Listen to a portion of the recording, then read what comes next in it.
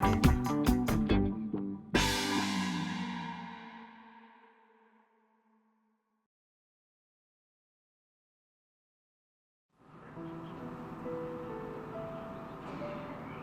们10天就回来，村长会照顾你的。小令狐记得要乖一些，不要惹村长生气，知道吗？嗯，我会很乖的。该走了。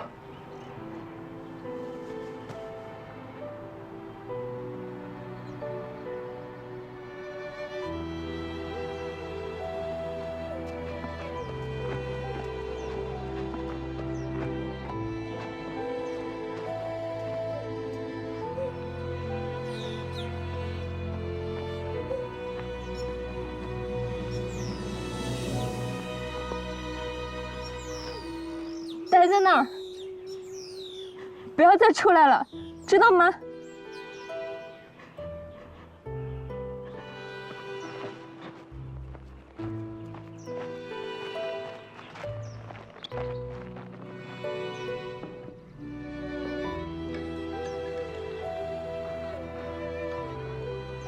来，进来吃饭。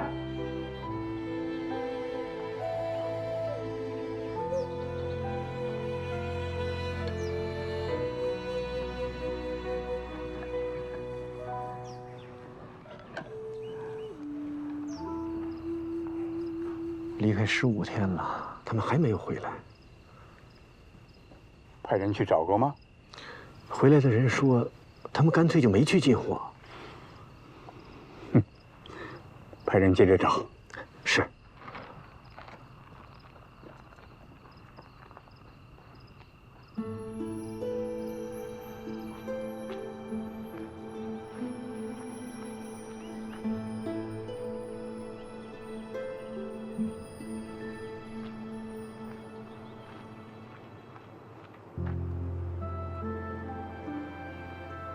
哎，进来吃饭呢。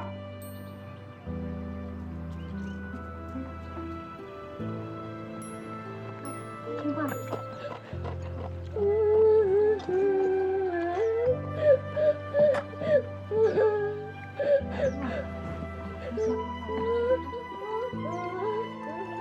吃饭。别哭了。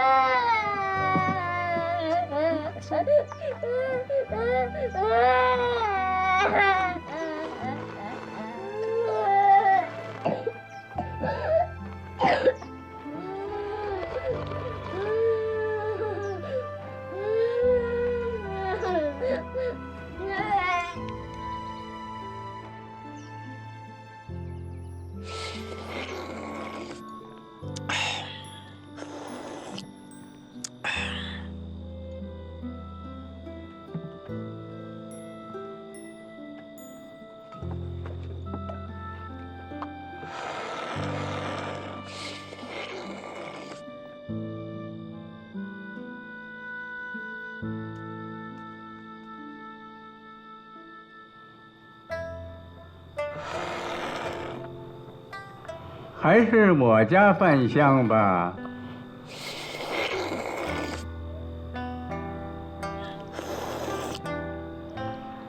你不能总是干等啊，万一你爹娘出了什么事儿回不来了呢？除了亲爹亲娘，我几乎谁都不相信。如果谎言只能骗到信任对方的人，那是不是就没有人能骗到我呢？我们10天就回来，村长会照顾你的，记得要乖一些，不要惹村长生气。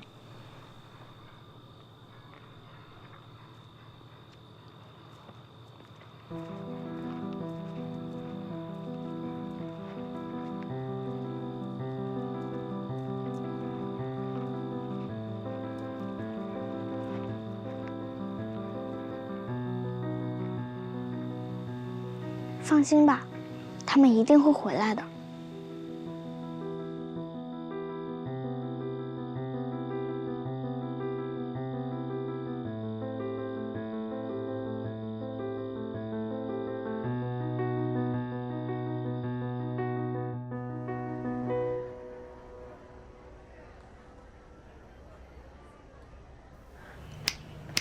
想一个地址要沉痛的想这么久吗？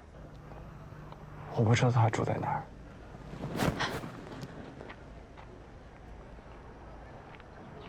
别讹人啊！讹人，但我又累又饿。我受伤了，你去找酒楼，你去找医馆。你不带我们去找吗？这不就是讹人吗？你在这儿等，不是为了接应我们吗？我在这儿等，一是看追兵有没有进来，二是看你们有没有落脚的地方，好让我蹭一碗。既然你的目的已经达到了，那我们走吧。走哪儿去？你去哪儿，我们去哪儿。我没地方去。你有。在我们的落脚点周游只是你的最优解，你一定还有个自己的退路，就好像你能自己跳崖，就能自己上去。你是怕我们拖累你吗？是。那接下来要辛苦你了。这是我见过最清新脱俗的少母了。毕竟我们一见如故，你看了一眼我们，就觉得我们是生死之交。您严重了吧？这话不是你说的吗？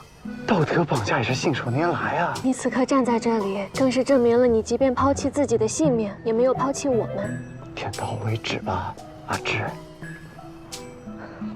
他人真好。松开手，跟我走。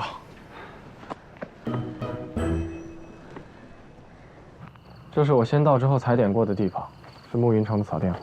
聪明。草甸坊。每个城市专供大队上临时落脚的区域，你可以理解为不收钱的露天客栈。人多，流动性大，没有人会注意到我们来过这。回去准备晚饭。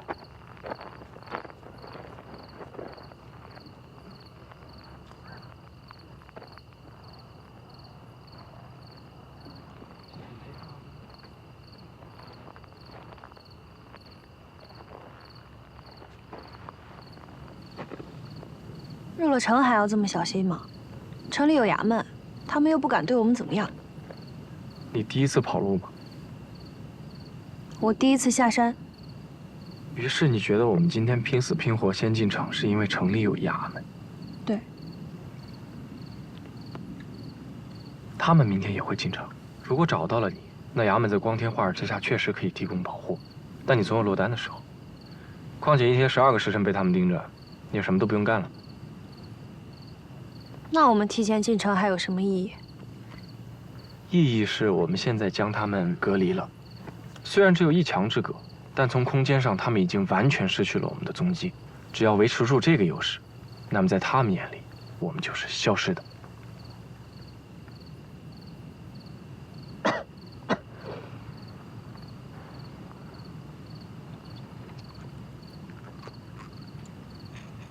治内伤的。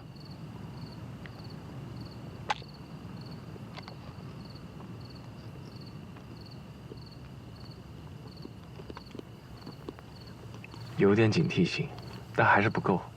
毕竟有些毒药入口即化。不是治内伤的药吗？万一不是呢？那我现在后悔也来不及了。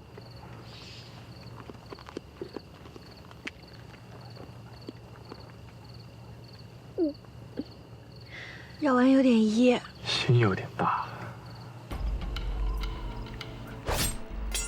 只是短暂的麻痹而已。你是无罪之人，不用怕。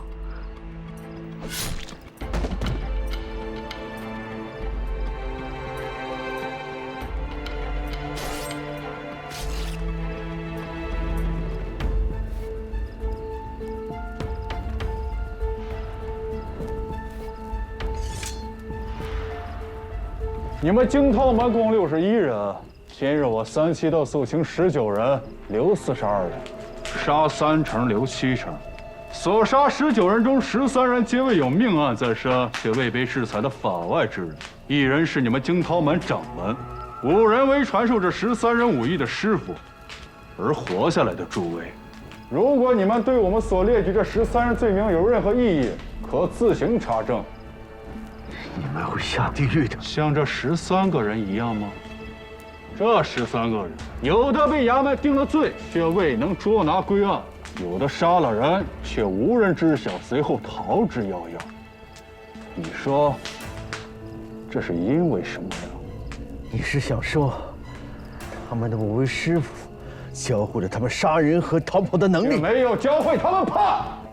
当我们三七道会补上这一刻，衙门制裁不了的我们来制裁，没人知道的真相我们来查清，而让你们知道害怕的方式和普通百姓害怕你们的原因是一样的。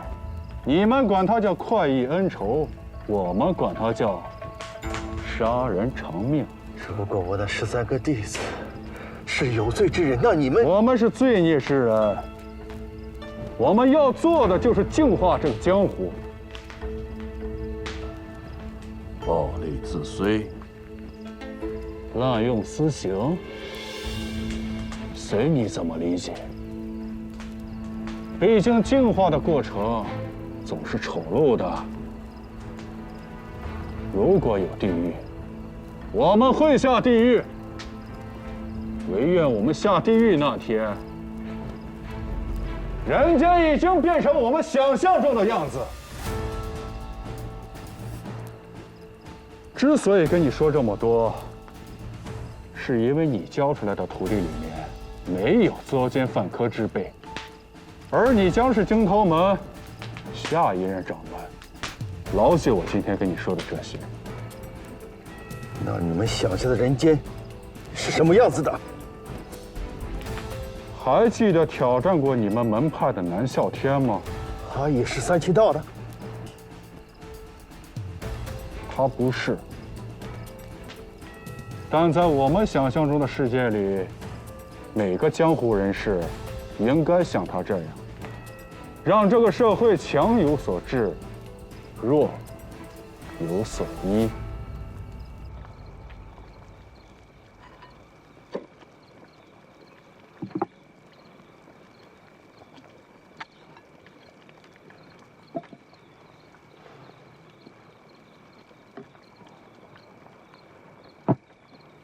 包括厨具在内，这些东西是哪儿来的？放心吧，厨具不是简单。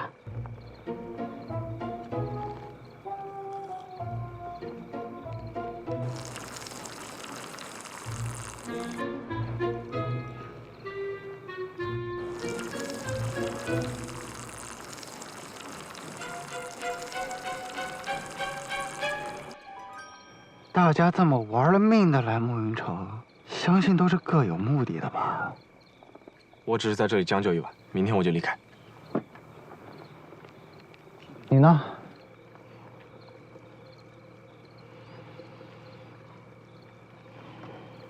？5个月前，我山门被三七道屠了3成人，我要复仇。于是下山后，我加入了一个复仇组织。他们说，在核查死者罪名的过程中，有可能找到三七道的踪迹。来慕云城，是因为我有一个死去的师兄在这犯过案。一般你这种活下来的7成人，下山最多是核实一下死者的罪名，而你一个区区重品中，竟想着向他们复仇。师傅说我超品以下无敌手。你师傅见过超品吗？如果我没记错的话，他师傅是个宗师。你师傅是个宗师，怎么还会看着门派被屠掉3成？他们以多欺少，我门派只有73人，他们那天来了80多人，多10来个人就把你们屠了？你不会武功吧？难道你现在会？武林纷争和路上2个常人打架不一样，一个70来人的门派，有2个宗师就不错了，超品不会超过10个。再加上50来个重品和10来个怎么练都练不明白武功的次品，可三七道那个组织，每次屠山门都会集结80人左右，10多个宗师，剩下的全是超品。这种实力碾压下，他们别说屠3成人，就算是屠全部人，他们甚至都不会出现伤亡。那他们还留7成人干嘛？为什么不屠光？因为他们只屠有罪之人。所以你师兄，他烧了一座楼，16个人遇害，他自己承认了。那不就是死有余辜？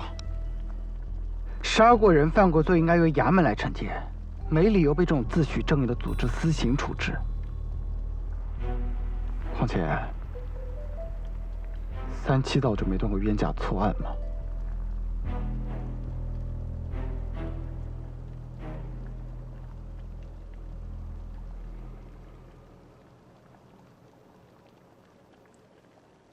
那你留在沐云城干嘛？你真的关心吗？走江湖就要像这样谨慎，不要别人问你什么你就说什么。但有时候也要对一起患过难的朋友透露几句你接下来的行程安排，以免因为你连累了某些明天就要出城的朋友，对吧？明白了。明天我要先去一个租房的地方找我这个复仇组织的本地联络人。不要什么都往外说。那你为什么要问啊？我哪问了，是他问的。他刚才说的是不要别人问什么你就说什么。你知道了你还说？那你不是又说？都别说了，我已经知道他明天要干嘛。你呢？明天我要买一车菜和一个帐篷，未来10天我要在这苟着，等到追兵散去了，我再出来。你明天怎么离朝啊？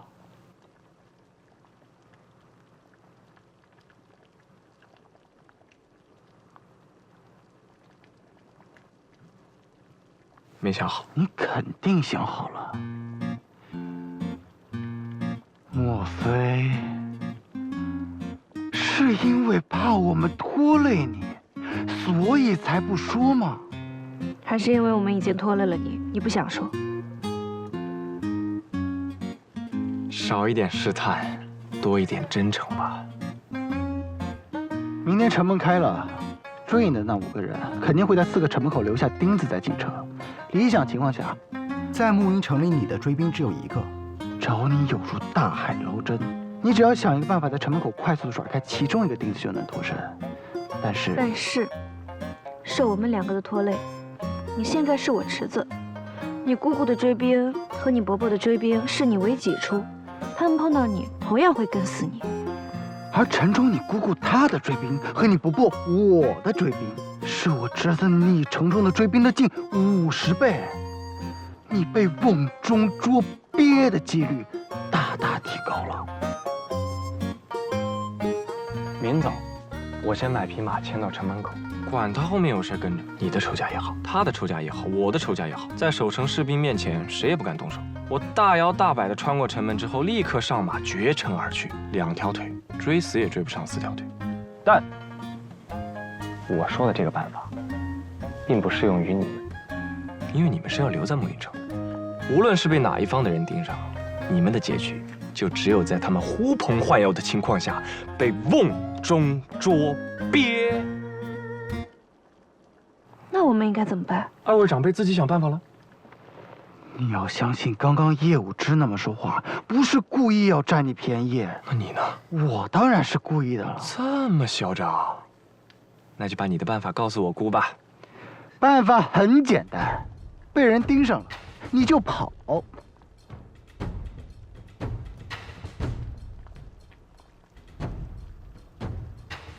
然后呢？没了。精彩。往人多的地方跑，这是城里。就算你点再背，也能碰到热心肠的百姓，或者维护治安的捕快。只要他们稍微替你拦一下，你就不可能被毒死。你觉得他说的靠谱吗？喂，你不信任我吗？当然要选择信任他呀。他的这个办法提神醒脑，到时候就这么办。加油！不早了，该睡了。往西走有个浴堂，你们可以过去洗漱一下。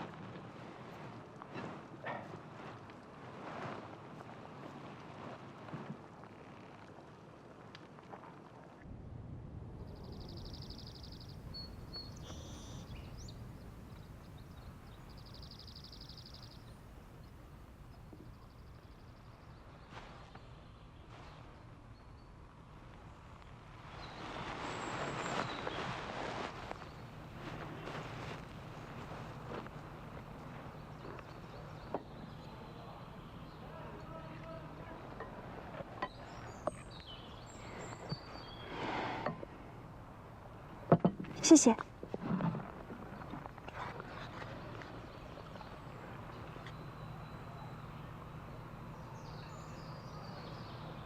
昨晚还一起吃饭，今早他就不告而别了。我们本就没有彼此告别的义务。吃完饭，便各自安好吧。你真的很喜欢这里吗？怎么了？我在想，如果可以，我们一起租个宅子会不会好一些？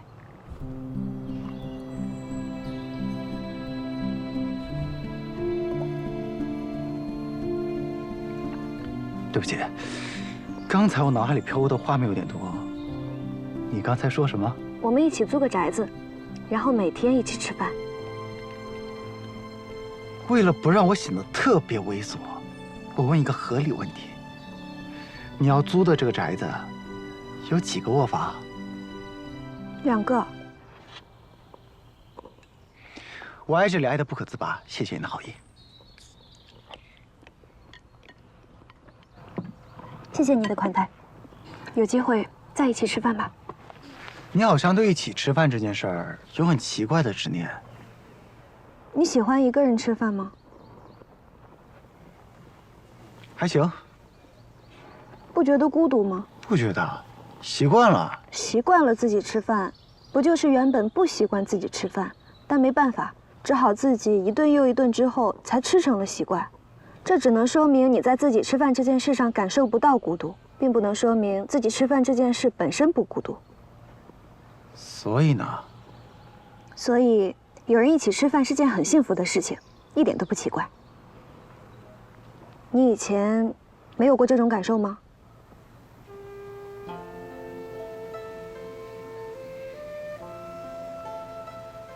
有过，很久以前。有时我都快忘了。我还没忘。告辞。如果我们都安定下来，就找个机会一起吃饭吧。好。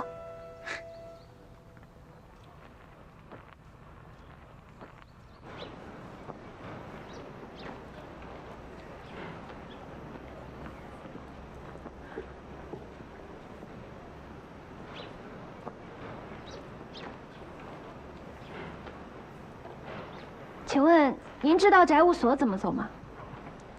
外地来的。对。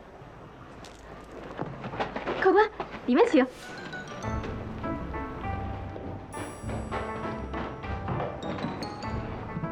有什么想知道的，尽管问姐姐。您算是来对地方了。别看我们这表面只是个酒楼，其实我们这还有别的服务。您别再这么说了，我们会被举报的。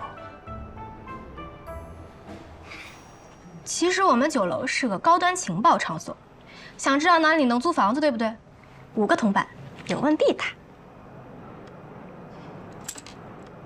从这出门向西走，过2条街之后右转，门口插着红旗子的就是宅务所了。哦。下一个问题，没了？不行，求求你再问几个吧，5个太渊博了。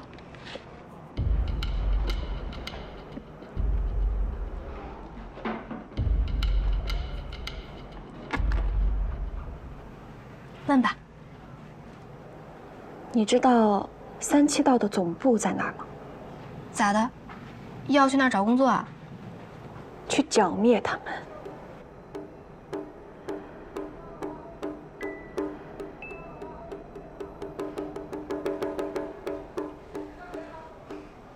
宅务所旁边有一家叫松鹤堂的医馆，进了松鹤堂找柳云归柳大夫。哎。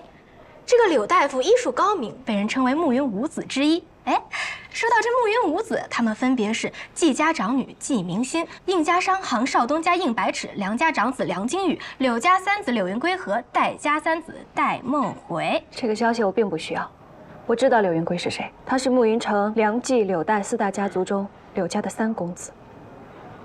他大哥叫柳云霄，二哥叫柳云宗。你是外地的吗？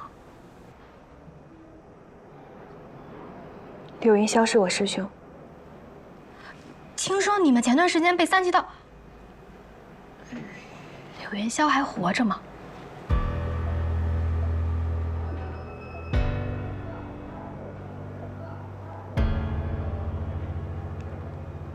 你真的关心吗？大家都很关心，只是不敢明问。没见柳云霄回来，也没见柳家办丧事。当然了，就算柳云霄真的死于三七道之手，柳家也不会把这件事情公布于众。毕竟，这么个死法，代表着柳云霄身上有命啊。但这也同样说明，三七道每个人身上也都有命案啊。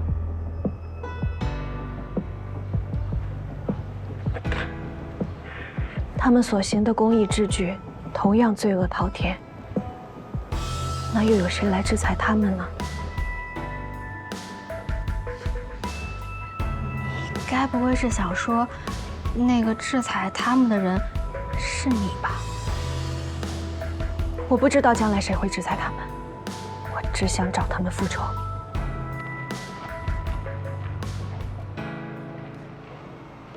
客官要点什么呀？你们家有天蚕丝吗？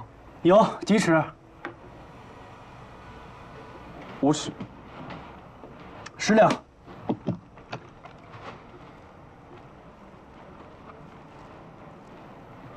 哥，要不要办一个咱家的会员？我赶时间，马市怎么走？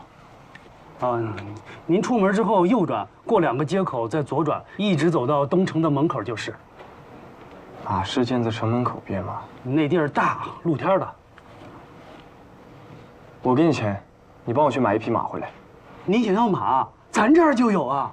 您办一个咱这儿的会员，超过100两，以后咱家的布清一色9折，这5尺的天蚕丝赠送给您；超过500两，清一色7折；超过1000两，清一色5折。马呢？如果1万两，我自行做主，送您一套鲜衣怒马套装，一是真的鲜，马是真的怒。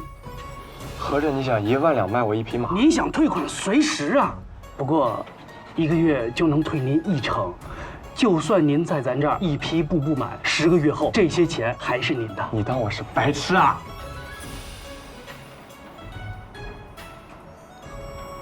钱马，您存多少？全部。为什么不能直接卖我？都说了1万次了，买菜得去菜市，我们这只是进货的地方。可怜可怜我吧，我推着我的爱车走了4条街才看到菜，我要的量很大。这我可做不了主，得问我们少东家。你们少东家在哪儿？他无处不在。我顺着你的马屁味儿能找到他吗？好吧，我帮你叫他，你自己跟他谈。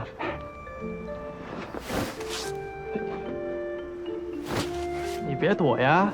你干嘛？或者你推我，粗暴点。你有病吧？大点声。可我错了，我不买了。不行。那谈个价吧。不卖。你耍我？怎么了？为什么吵架？吵架了为什么不动手？这就是我们少东家，你自己跟他谈。没有热闹可以看啊。没有热闹，但有生意。我对生意不感兴趣。你卖不卖？我只是想看热闹，但不想成为热闹本身。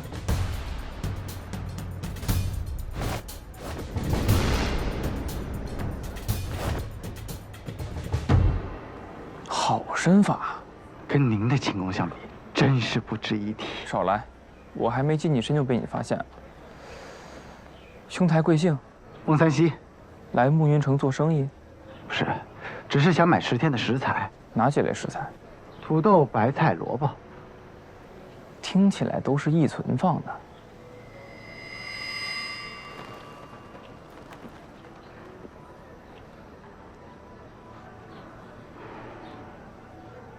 我卖给你啊，都是小事儿。那我过去提货了。一起啊，这么重要的事儿，我肯定亲自吊着你啊。我刚刚说我亲自陪着你，是不是被你听成了我亲自吊着你？你刚刚说的就是亲自吊着你，而你听成了我亲自陪着你。对，一起吧。也不差你一个了。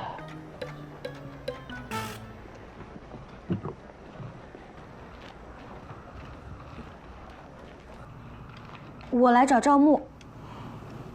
找你呢。您是韩先生让我来找你，哪个韩先生？不方便说。嗨，有什么不方便说的？是那个韩先生吧？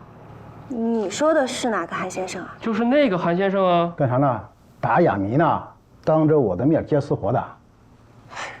怎么可能？天地良心，他说的就是我们俩共同的一个朋友。你说的是不是韩东韩先生？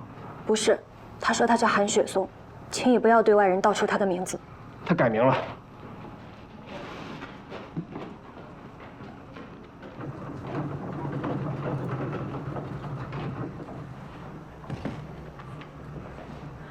这不是你能来的地方，我们店谢绝推销，而且啊，这门口不许停车。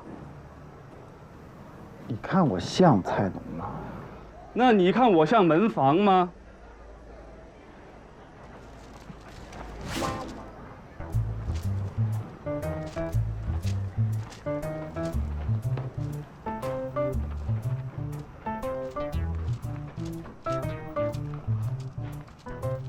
有能拍板的吗？您好，我是这里的掌柜顾念九。